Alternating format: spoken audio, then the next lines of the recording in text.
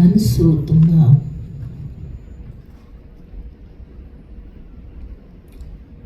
ಭಾರವಾಗಿದೆ.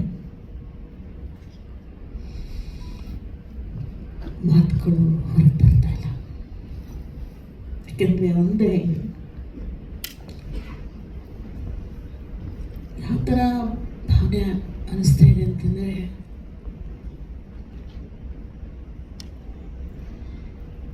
ನಮ್ಮ ಮನೆಗಳಲ್ಲೂ ಇದೇ ವಯಸ್ಸಿನ ಮಕ್ಕಳಿದ್ದಾವೆ.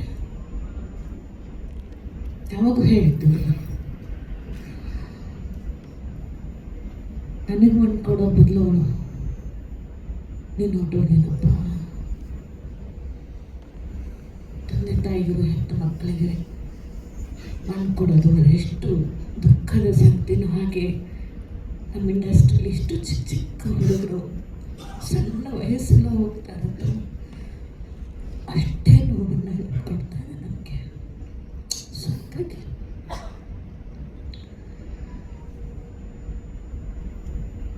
ಇದಕ್ಕೆ ಇಷ್ಟೇ ಹೇಳ್ಬೋದು. ಯಾವುದು ಶಾಶ್ವತ ಅಲ್ಲ, ಹುಟ್ಟು ಶಾಶ್ವತ ಅಲ್ಲ, ಬದುಕಿ ಹೋಗೋದು ಯಾವುದು ನಾವು ತಗೊಂಡೋಗಲ್ಲ. ಇದೆಲ್ಲ ಮಾತುಗಳೆಲ್ಲ ಆಡೋಕ್ಕೆ ಸ್ವಲ್ಪ ಹಾಕಿದ್ರು ಕೂಡ ಬದುಕಿದ್ದವ್ರಿಗೆ ಈ ನೆನಪುಗಳೇ ಒಂದು ರೀತಿಯ ನರಕ ಇದ್ದ ಹಾಗೆ. ಅದನ್ನು ಮೀರಿ ಬದುಕೋದಿದೆಯಲ್ಲ, ಅದು ಒಂದು ಸವಾಲು.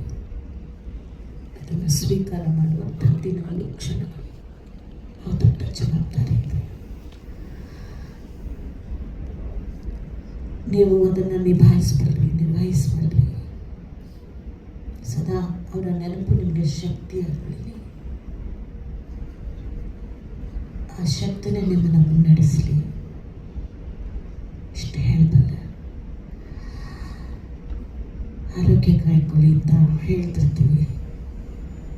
ದುಡಿಮೆ ಸಂಪೂರ್ಣವಾಗಿ ನಮ್ಮನ್ನು ನಾವು ನಮ್ಮ ದುಡಿಮೆ ಕಡೆಗೆ ಹೆಚ್ಚು ಆಸಕ್ತಿನ ಕೊಡ್ತೀವಿ.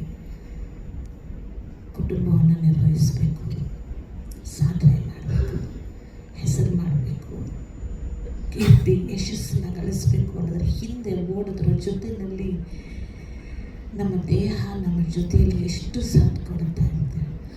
ಆ ದೇಹದ ಕಡೆಯೂ ಕೂಡ ನೀವೆಲ್ಲರೂ ಸ್ವಲ್ಪ ಲಕ್ಷ್ಯ ಕೊಡಿ. ನಾವೆಲ್ಲ ಅದನ್ನೇ ಮಾಡಿರೋದು. ಬಟ್ ಹೇಗೋ ಆಯ್ತದ್ದು. ಆದರೆ ಯಾಕೋ ಇತ್ತೀಚೆಗೆ ಸಣ್ಣ ವಯಸ್ಸಿಗೆ ಹೋಗೋರು ನೋಡಿದಾಗೆಲ್ಲ ಆತಂಕ ಆಗುತ್ತೆ, ಭಯ ಆಗುತ್ತೆ. ಡಯಟ್ ಮಾಡ್ತೀವಿ, ಎಕ್ಸಸೈಸ್ ಮಾಡ್ತೀವಿ, ಒಳ್ಳೆ ಊಟ ಮಾಡ್ತೀವಿ, ಎಲ್ಲ ಮಾಡ್ತೀವಿ, ಯಾಕೆ ನಾವು ಸಾಯ್ತೀವಿ ಗೊತ್ತಿಲ್ಲ. ಇಷ್ಟು ಸಣ್ಣ ವಯಸ್ಸಿಗೆ ಬಟ್ ಎಲ್ಲ ಮಾಡ್ತೀವಿ. ಆದರೆ ಸ್ಟ್ರೆಸ್ ಅನ್ನೋದಿದೆಯಲ್ಲ, ವಿಪರೀತ ತಗೊಳ್ಳುವಂಥ ಕ್ಷೇತ್ರ ಇದು. ನಿರ್ಮಾಪಕರು, ಎಸ್ಪೆಷಲಿ ನಿರ್ದೇಶಕರು, ಈ ಎರಡು. ಯಾಕಂದರೆ ಎಲ್ಲ ಹೊರೆ ಅವ್ರ ಮೇಲೆ ಇರುತ್ತೆ. ಆ ಹೊರೆನ ಇಳಿಸ್ಕೊಂಡು ಜೀವನವನ್ನು ಒಂದು ಲಯದಲ್ಲಿ ತಗೊಂಡು ತುಂಬ ಕಷ್ಟವಾದ ಕೆಲಸ. ತುಂಬ ಜನ ಇದ್ದೀರಿ ನಿರ್ಮಾಪಕರಲ್ಲಿ, ತುಂಬ ಜನ ನಿರ್ದೇಶಕರಿದ್ದರು. ದಯವಿಟ್ಟು ರಿಕ್ವೆಸ್ಟ್ ಮಾಡ್ತೀನಿ, ನೀವು ಚೆನ್ನಾಗಿದ್ದರೆ ನಿಮ್ಮ ಹಿಂದೆ ಎಲ್ಲವೂ ಕೂಡ ಬರೋದಿದ್ರೆ ಬರ್ತಾನೆ ಹೋಗುತ್ತೆ. ನಿಮ್ಮ ಹಿಂದೆ ಅದು ಬರಲಿ, ಅದರ ಹಿಂದೆ ನೀವು ನೋಡ್ತಾ ನಿಮ್ಮನ್ನು ನಂಬಿದವರ ಬದುಕಿಗೆ ನೀವಿಲ್ಲದ ಹಾಗೆ ಆಗದೇ ಇರಲಿ ಅಂತ ಆಶಿಸ್ತೀನಿ, ಮತ್ತೆ ಹಾರೈಸ್ತೀನಿ. ನೀವೆಲ್ಲ ನಮ್ಮ ಜೊತೆಲಿ ಆರೋಗ್ಯವಾಗಿ, ನೆಮ್ಮದಿಯಿಂದ, ಸಂತೋಷದಿಂದ 100 ಕಾಲ ಬಾಳಾಗಿ ಇರಬೇಕು. ಅದನ್ನು ನಾವು ನಿರೀಕ್ಷೆ ಮಾಡ್ತೀವಿ. ಯಾಕಂದರೆ ನಾವು ಇನ್ನೆಷ್ಟು ವಯಸ್ಸು ಬದುಕಿರ್ತೀವಿ ಅಂತ ನಮಗೆ ಗೊತ್ತಿಲ್ಲ. ಆದರೆ ಇದನ್ನು ನೋಡಿದಾಗೆಲ್ಲ ನಮ್ಗೆ ನೋವಾಗ್ತಿರುತ್ತೆ, ತುಂಬ ನೋವಾಗ್ತಿರುತ್ತೆ. ನಮ್ಮ ಅಪ್ಪು ಸತ್ತಾಗಲೂ ಅಷ್ಟೇ